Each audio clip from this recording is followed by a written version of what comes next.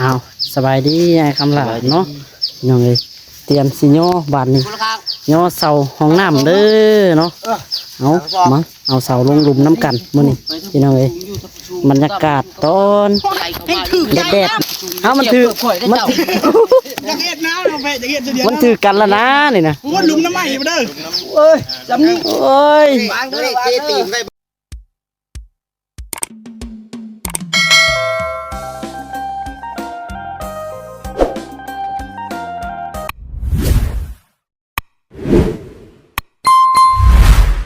อ้าวสบายดีไอ้คำหลาเนาะน้องเลยเตรียมสิโยบานนี้โยเสาห้องน้ำเด้อเนาะเอามาเอาเสาลงหลุมน้ำกันมื้อนี้พี่น้องเลยบรรยากาศตอนแดดๆเนาะ11 โมงพี่น้องเลย11 โมงเนาะพากันโยเสาบ่นี่เอาจังไดก็ได้ทักทายสบายดีในๆสิเบิดสุขสู่คนพี่น้องปกป้องท่าน้องหลาอีกที่เก่าเนาะเอามันถือมัน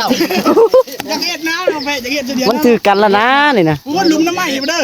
เอ้ยจำนี้เอ้ยวางเลยเทตีนไว้บ่นี่ตั้งเลยบ่ตั้งเลยบ่ได้เทตีนไว้บ่ตั้งเลยเทเลยบ่แมนแม่ปูทองบนบกล้นเนาะบ่ได้เทไว้คืออันนั้นเนาะแล้วหลายคนอยู่เอาสารโอ้ยเขาล้นก่อนนะแป๊ะเขาล้นก่อนเจ้าไปเอาเป็นนั่นปูที่นี่เฮาจะคล้นเลยนะเขาเอิ้นไปอีกทีนี้คนยังบ่หลายดิว้าถูกมันลบอยู่แค่นั้นมันอยู่กันลบหูจักก็ลบเลยตีนมันก็มีแต่แปะไปเลยเนาะแล้วผมมีตีนเนอะลบมันถือกันเนาะโอ้ยเบาๆนุ่มกินนี่เนาะนั่นแหละเอาไปเอาเลยคือกำลังโอ้ยเบาๆเนี่ยเราเอาลงจะลดเมื่อนผู้เดียวแล้วโอ้ยเจ้าของเรามือนั่นก็เห็นแต่เชิดแบกผู้เดียวเราเนาะเกเราจับขาเอาแต่ละคนกับบางคนต้องเปียกหาเปียกเบิดลูกสาวเราเด้นี่เราหนายังเบิ่งลูกสาวมันเบิ่งเช้าได้สาวเวียดบ่สาวเวียดทำเฮ็ดเวียดบ่อยู่ชื่อฮอลโลจักให้ผมก็สิไปเฮ็ดเวียดกับเราเราก็บ่ได้ว่าจะเอาให้ลูกเคยแล้วเนาะเราให้เราเบิ่งก่อนเลยเราทดลองก่อนเลยเราทดลองก่อนเลยลองผ่านต้องเฮ็ดเวียดจนบ่ฮู้จักตายไปผู้ใดเวียดจักทดสอบกันตลอดโอ้ยอะไรแหละไปมือเดียวก็อย่าเลยถามมาแป๊ะน่ะไปเป็นลูกน้องมือเดียวเก่งเขาเก่งไปลองเลยว่ามันสิอดบ่ได้ว่าถึงยามันสิอดบ่ได้ขึ้นมักแห้งขาเฮาก็กล้วยสิเราให้ได้เสือว่ามากำลาบ่ได้เบิ่งเสาลูกสาวเราได้เอาเสาลงมื้ออ๋อมื้อนั้นได้โอ้สาวเราอ้วน2คนนะเก่งแล้วกล้ามแล้วใหญ่เก่งเนาะมากำลาว่าราคาเฮาตั้งนี่ก็แล้วก็นั่นเนาะแข่งดีซ้ำขางูระวังเด้อตั้งไว้ซ้ำดินมันนอนได้เบิ่งได้เห็นล่าปวดขาบัดไปอยู่แล้วสบายได้ในกำลาเอ้ยคอยไปได้มีตีนมีมือน้ำเวียดได้ขึ้นก็พร้อมเป็นหลักคนได้คอยไปประสบการณ์มาจากเวียดเดียวมันไปอยู่ใช้กันได้กันเนี่ยอยู่ใช้ก็ได้เนาะดูเนาะกำข้านอยู่ใช้ก็ว้าววันข้านก็บ้านข้านก็ยังสบายบ่คนขยันอยู่ไหนก็ลำบากเดี๋ยวนี้เบิ่งแรกคำลาเด้อทางรถไถอยู่เดี๋ยวนี้เฒ่าแก่คอยตัวนี้คือยังตัวนี้ยังอะไรวะอยู่สองคนซึ่งก่อนพอแล้วจับไปก่อนพอก่อนไปนะแม่จำละตั้งไว้เลยบ่ฮะเสามันต่ำเนาะยืดไปโอเคตามใหญ่ฉันบ่จะได้มีเวียนแล้วบ่ฉันแล้วบ่จะได้มีเวียนแล้วบ่เขาว่าแล้วแต่ละสิตัวเองบ่จ้าเห็นอยากไปมันอยากได้บ่อย่าเจ้าหาใจบ่ได้นะจะไปดูน่าจะปีนึงไอ้เจ้ามาม่วนเราแล้วปีแรกอยู่ปีนึงกันเอาจริงแท้ๆเลยดูอยู่ผ่านไปโอ้ว่าบอกว่าเล่าแล้วมันจำมาแล้ว พอแล้วแปะเอาหินใส่รถบ่ ลาวไทยเนาะ เอาหินแห่ใส่รถพอแล้ว ผู้ใดเฮ็ดเวียกรักแน่เพิ่นก็บ่เอาคือกันได้บ่ ดูมัน ว่าไทยคอยไปได้4 เดือนไปไทย เออ ยังบ่ นี่ เอาแม่คนเด้อคนพร้อมตักพร้อมคน คน กันสิตีบ่สิเล่นนี้บ่แต่เชิญไปแล้วผม ผมใส่ได้ก่อนเฮ้ย มาไปเฮ็ดกินมาไปเฮ็ดกิน ไปเลยบ่ลิงซื่อ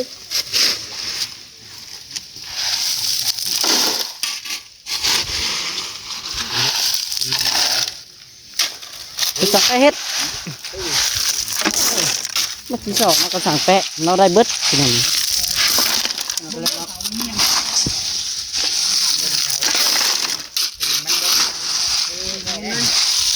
เบิ่งมาได้เนาะ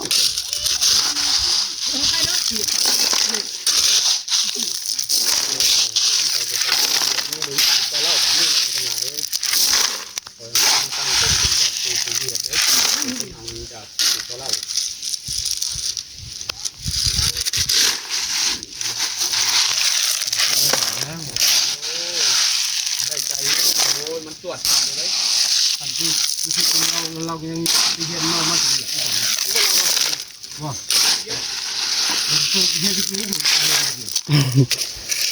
5 ปี น่ะ บ่ได้หยังเลยบ่ได้ เอ้า มีเวียดคือว่าเป็นอยู่วินเดี๋ยวบ่เห็นอยู่ กินข้าวด้วยจ้ะรอได้กินข้าว เข้านี่ บ่เราว่าเป็นได้เฮาเห็นเรา เราเว้าอยู่ จะโดยบ่ บ่มี เออมันโมแม่นแล้วสะ แล้วแอนก็เบียดอยู่มื้อน่ะ จะโดยได้กินข้าว แม่นแม่นอยู่ดอกจะโดน อันเกิม อันเกิม อันเกิม สั่งเป๊ะเลย กินน้ำ ไประเบียบ น้ำมือหนึ่งองนึก เราเองก็เบียดได้ ไอ้ดินใช้ลงภาษาเวียดไอ้ดินเนาะดีเจย เออ ดีเจยสวรรค์โยไอ้กันเบ้าสินะ ยังก็ดีเจ้ยอันเกิมดีเจ้ย ไปกินข้าวอยู่สวนบ่ จังว่าแล้วเราข่อยก็ไปซื้อแล้ว ไปมือสวนบ่วะ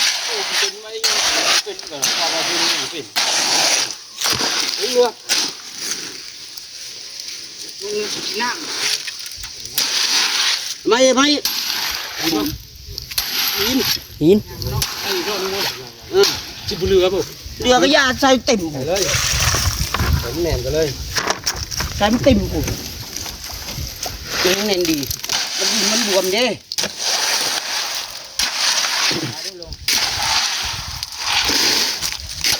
ได้แล้วบ่ได้ตักได้ เอาไปเอาที่เราอยู่นำกันเงาๆอยู่ดอกต้นนี่ก็ได้ ยาวเลย อยู่ที่คณะกำลัง เดี๋ยวพูดอ่ะ คู่นี่ ไปเขาว่า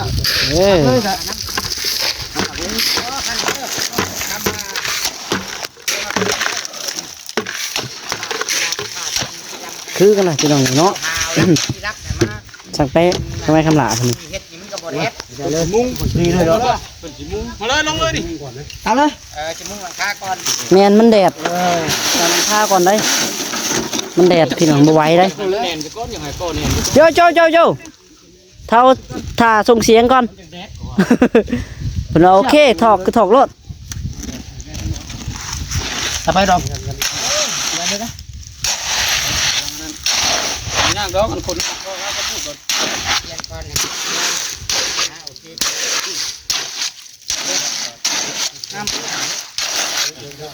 ไปเฮ็ดเอา4 เมตร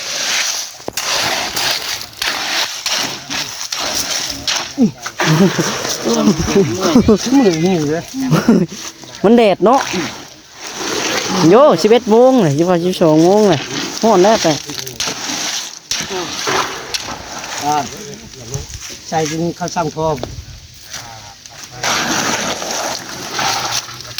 ครับ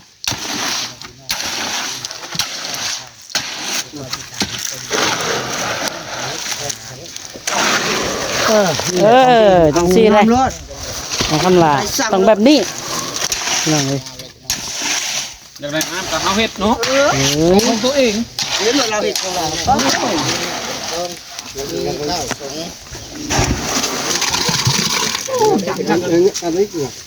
บ่อยู่บ่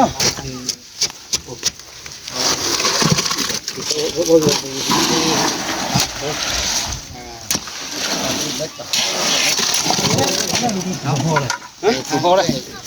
พอก่อนตัวนี้ พิมพ์เนาะ พอก่อน พอก่อนก็ใส่ ผมนี่พอเลย เอาเลยเช็คคิมผู้ไม้บัตร ครับจับตัวนี้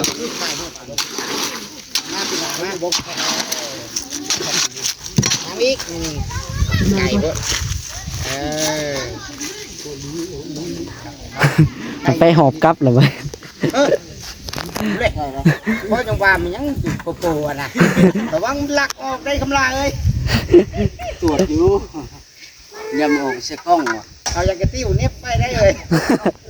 คัดเกี่ยวมาทั้งหลังไปได้ มัดบ่ พอแล้วป่ะ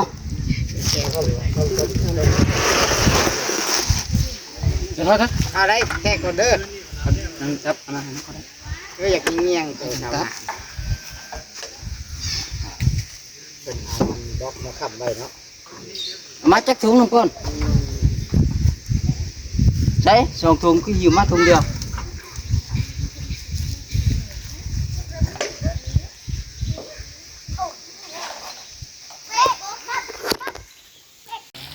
ยังเปิดให้ครับไปน้ำเบียดมากไป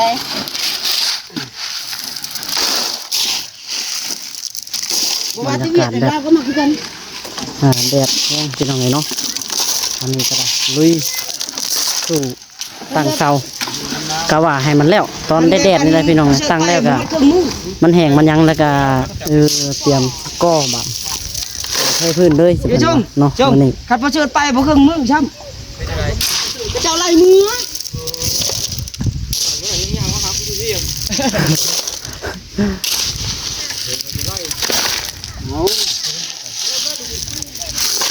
พี่ไปตามมานะ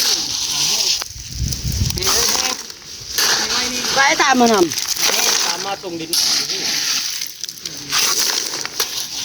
พอดีเลย เขายืนถ่าแปะอีกผมโอ้ยแปะพอแล้วบอก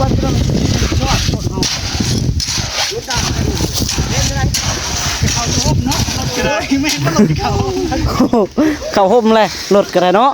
รถมันห้อนบ่โอ้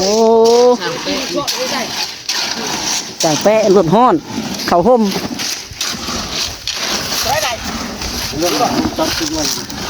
จนตีน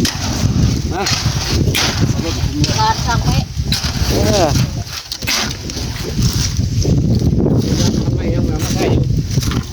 มือกอกเอาละ เอามือกรอบโอ้ ถ้าจะได้ว่ากันนี่เปิดกันรถ จับคนไทยเราต้องจับไปเลย เอาป่ะ ไปเต็มผม ยังพออยู่ยังพออยู่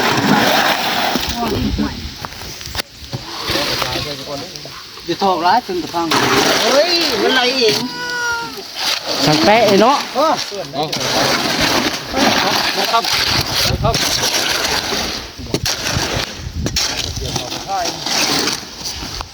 เห็ดหอดตอนนั้นเพื่อน ใช่นะไว้จะเท่ เห็ดเวียดยัดปื้อ มาขนาดเฮ็ดเรียกต้องยันเสื้อเราอยู่ ก็ยัดเปื้อนบ่มามูเอ็นหาช่างเหรอ ไอ้ยูเราลงไปเกลือ เอาไป โอ้ย ถ้าพำก็พอเฮงนี่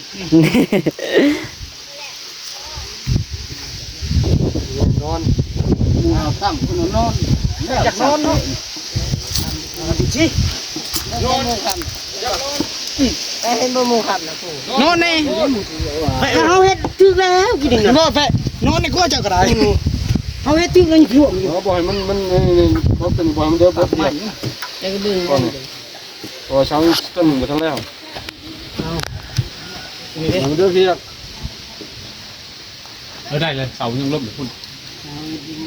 มาพูดอีกแล้วบนเตะตีนขึ้นพูดอีกแล้วก็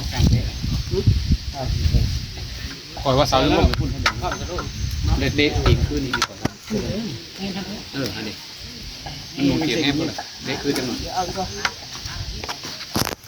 น้าทำน้าทำจุดเชียงมาก่อนขั้นเลยใช่ก่อนต้นนั้นนะเราคิดมั้งโอ้โหก่อนวันนี้ก็ก่อนอะไรเงินพอมันทางกูทิ้งสิดินหนาดินจีเก้มันจะอยู่อ่ะพอดีเลยครับ พอดีเลยเกียร์มันเกียร์มั้งจักขา ตอนนี้ได้งัดอีกเนาะ มาตรงนี้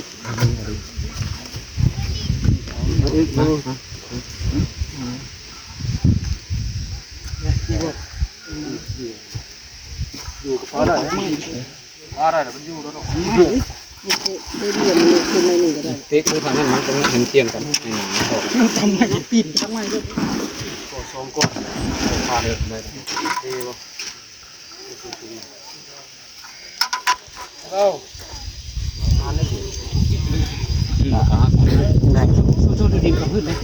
สู้ดินกับพื้นตีน ดินเขาเทพื้นเลย เด้พุ่นทางนี้คุดใส่แล้วแหละ ลงเลยทักแพ้ก็ได้บอก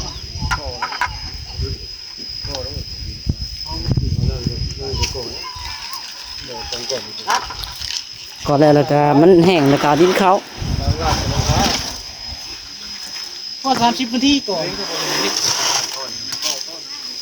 เช้าเหาะนะติดจุดเลยจะค่อยห้อนได้กินได้แต่เถอะเอามันแห้งไว้แห้งคือเพิ่งนะปล่อยห้อนนี่ผมมาเลย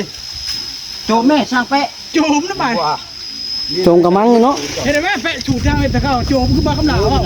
เสร็จปอตัวสวดหามาเลยวะ เข้าที่โจมเข้าเสียวแทนเนาะทำคนลงมาคนหนึ่งนี่เต็มเข้าสบายเนาะ ตักในขึ้นมาลูกเนาะ นาทีช่างเป๊ะ ก็ตะเกาเราชวนเราชวนโจมนี่ หามาแล้วเนาะเอาเป็นยังไง เขาเงี้ยด้วย เทฟังเรียบร้อยเนาะ ไปจับจงอยู่ก่อนบล็อกนี่น้ำเมาเลยไปดันไหนไปเชิญอยู่นี่ครับพอบางทีใส่ลุมนะพี่คอยทีจะทำมันจะตักยันบริเวณว่าเราสอบอยู่4 ต้นโอ้ยแม่เลย สอบ1 4 ต้นหนึ่งเนาะ 4 ต้น โอ้ ห้ามมันนี่ก็สิอยู่แล้วนี่ก่อน โป่งเลยมันก้มน้าเลยพวก เสียงดังตุ๊บเนาะถกมาได้เลย จำทีมันก้มน้ายังไงจะเข้มแม่บอกคำหลาอะไรเห็นหมดเลยโอ้ยพี่ว่าเลยบอกคนนักลังแห้งทุกคนทำมาข้าวกันนะตัวแล้วท่านในลูกในเมียทุกคนท่านในลูกในเมียโอ้ยพอเชิญยังช่วยเนาะ ยังไม่จับมือเดียว อ๋อคนแห้งทำกำลังใส่ยกทิ้งเอาบึ้ดเลยเอาเครื่องเงียงมากับข้าวลุกก่อนโอ้เดี๋ยวระวังนะเสา สาวหยุดเคลื่อนเนาะหน้าร้อยบาท นี่มาชุนนี่สบายซบจมยังความหมด จะจื้อไว้ก็ได้จะซื้อให้เสาเพื่อนเอาขึ้นไม่ เจ้าล่างเสาเด้อ เสาเพื่อนเลยเสาเกียงกูนาเยอะมากคนกูโดนวันมันเกี่ยวอ่อง มันเคียงมันขัดเอามือมาเด้อเอามือ โอ้ย บ่เราเห็นเงินเสาอ้วนมือน่ะจากแปะนะจากแปะนี่เด้อ มือกรอบเลยเนาะ นี่คือบัวไส้เป็นอะไรคือบัวไส้กันแล้วรับได้ไหมได้ไหม ยังมาหอดเวลาเอาแป้มา บันทึกเรียกก็ได้ ลายบุเล่เนาะ ไอ้เด็ก บัวไส้พลานบ่ อ้วนเนาะ จะหาสาวอ้วนแล้วอยากแป้ที่หอดสาวอ้วน บัดเพิ่นเห็ดสาวเพิ่นสิโชว์ ล่าง ย่างจังปวดหัว บ่ต้องล่างบ่ไม่พูดล่างแล้วบ่ นี่ ว่านักว่ายังยิกใช่ ข้าวอันนี้ทำต้องเท่าไหร่ ที่บ่อยู่ได้บ่ เฮ็ดไปได้บัตรโอ้ เมียเขาอ้าวได้แท้ได้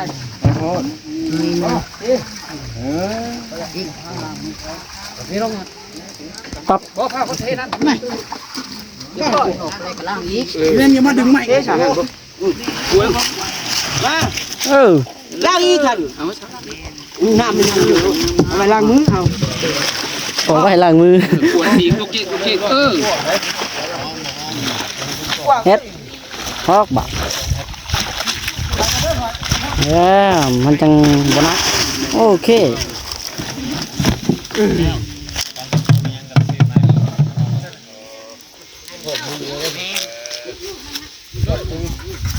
ไปสาพี่น้องโอเคสำหรับที่นี่ก็ได้ขอตัวไปก่อนเนาะจังไรก็อยู่ดีมีเฮงบ่สุขสุขคนพี่น้องเอ้ยพุ่นน่ะทางพุ่นก็ ทางป้าประเสริฐเพิ่นก็มาพี่น้องเอ้ยมาลิ้นอยู่เฮือนให้คำลาเพิ่นเห็นเนาะมาอยู่ที่ใหม่